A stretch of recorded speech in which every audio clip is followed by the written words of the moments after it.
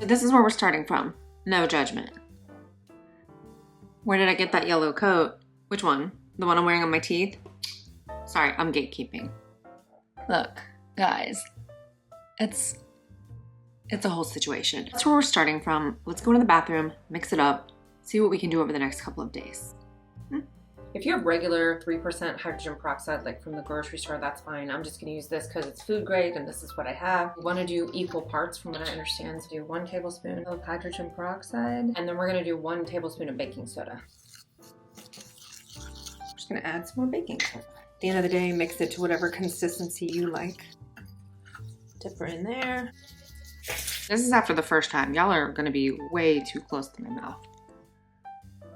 There's not like some monumental difference, but it was the first time. So we'll do it like every other day for about 10 days, see what happens. It tastes like awful and it didn't burn or anything like that. In fact, it didn't really taste like anything. It was just, if I had not had makeup on, I wouldn't have cared at all because I was trying to keep it off my makeup like an idiot.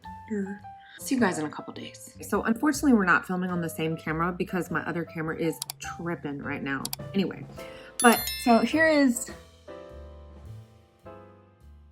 I think it's like everything else. It's kind of hard to tell when you're just like, but when you see it side by side, God, look at this. That to me, this is as good of a result. Oh my God, my teeth look so bad. Coffee, yeah.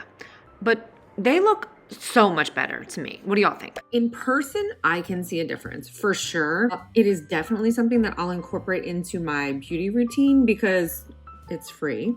It definitely works. And the longer you do it, the better the results you're gonna get.